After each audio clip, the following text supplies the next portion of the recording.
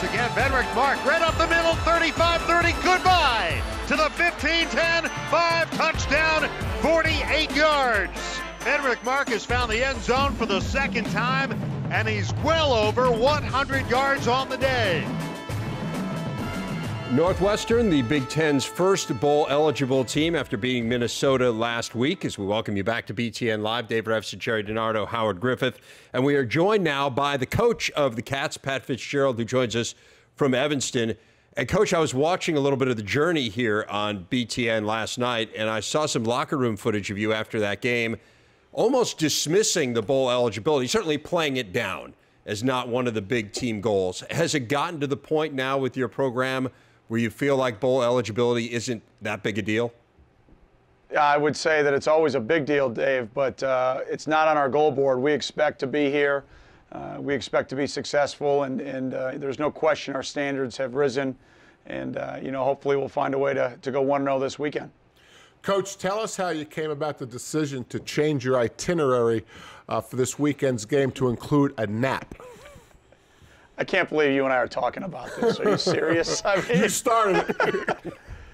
No, it's not true. I did not start it, but I put fuel on the fire. But at the end of the day, we did not start very fast against Boston College at 2:30, and like you probably did, when things didn't go the way you expected them to go in a game, you look to your young men. And I looked at our leadership council on the Monday after that game, and I said, all right, guys, explain to me why we didn't start fast. And it was almost like clockwork, like they had prearranged the answer to the question. Well, Coach, we usually nap around 2:30, 3 o'clock. So, my infinite wisdom, the master motivator that I am, we made a decision to then get the guys up earlier, kind of stick to our morning routine like we always are, with us practicing here early in the a.m., and then letting the guys go take about an hour and 10-minute nap, and then come down for pregame meals. So, trust me, I didn't reinvent the wheel here. This is something that's got blown way out of proportion, but we'll be well rested come Saturday at 2:30. Coach, you talk about the leadership council quite a bit. Are there any examples you can share with us, maybe things that the guys recommended that you didn't agree with and then you didn't adopt?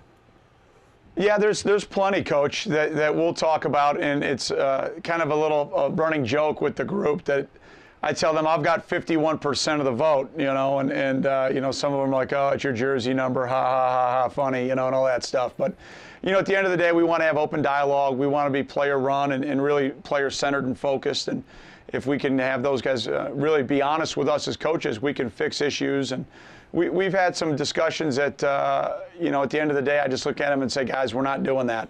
Coach, let's go on the field a little bit. As you look at this Nebraska team from an offensive standpoint, what are some of the differences that you're seeing this year versus what you had an opportunity to play against last year?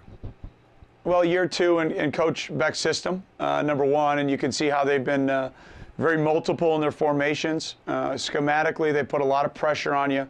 They've got weapons with every guy that's on the field. And so it's making me go gray. I don't know if you can see it somewhere like right around here, but I haven't slept very well this week. We've got a great challenge on our hands, and Taylor Martinez is doing a terrific job, and their offensive line is playing very physical. So it's going to be a great challenge for us, no question. Coach, you have two very capable quarterbacks that can move the team. Does it come down to the philosophy of whoever gets the hot hand, a lot of times like you talk about with running backs getting the hot hand, you want to stay with it? Or is it already something that's already predetermined who's going to be out there? Howard, we have a plan with both quarterbacks. It's situational based, it's down and distance, it's field zone based to our specific opponent. And so as we look at, going throughout the week, we kind of look and see, all right, hey, maybe Kane's strengths play off better here, maybe Trevor's strengths are better over here. And then as we go through the flow of the game, Mick McCall, our offensive staff, and myself are having discussions about kind of where we're at, how are they defending us, where can we go take advantage of what the defense is giving us, and then where's the momentum of the game at.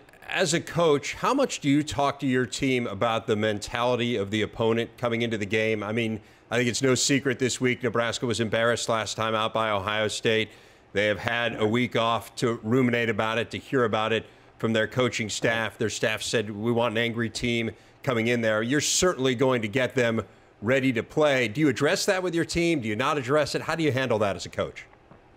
Yeah, you know, we focus on ourselves, Dave, and if we were to look at everybody else and if we were to listen to all the experts, we wouldn't have a chance to win any game. So we could just go play golf, run a restaurant. I don't know. What else you do, Coach? I mean, what else could we do? Not a golfer. We'd have no chance. Yeah, and I'm not a restaurateur, and I'm not a golfer either. So I can vouch you're not a golfer.